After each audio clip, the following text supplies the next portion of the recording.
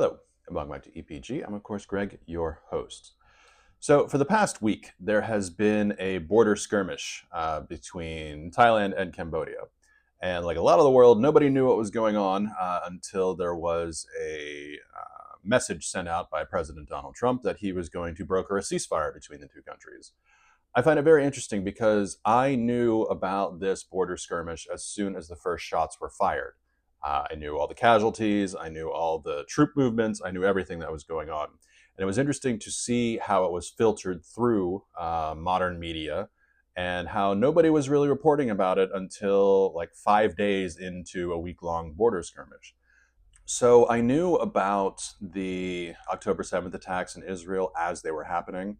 I knew about the fall of Bashir al Assad in Syria as it was happening.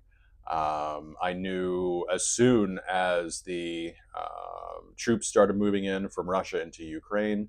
This isn't to toot my own horn that I'm, in, the know with everything that's going on, but it's more, I think, about the importance of having alternative media sources. And that's why I think it's very important, especially if you're looking to travel to more exotic places, that you get tapped in to these alternative media sources because your media back home may not talk about what's going on in these parts of the world. They may not care. They just may not know.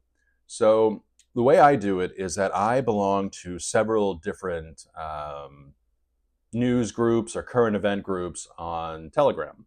And that's what I suggest people do if they're looking, again, to travel to more exotic places. It's also important to follow the same conflict, but on two separate sides. So, for example, with the special military operation or invasion of Ukraine by Russia, I follow channels in both Russia, where I can, because a lot of those are being kind of silenced on Telegram, and also on the Ukrainian side, and just basically kind of figuring out what the overall truth is.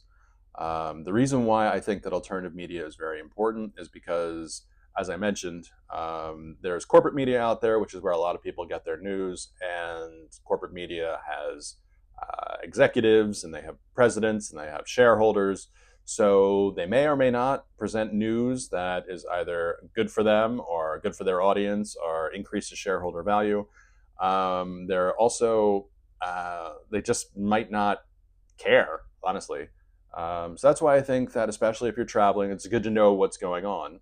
And not just places where you're traveling. It's good to know what's going on in the entire world because, if you're in a hostel and you try to get some friends together and there's a Ukrainian and a Russian and they're kind of frosty, or there's a Cambodian and somebody from Thailand and they're not really getting along, you'll have a better idea of why.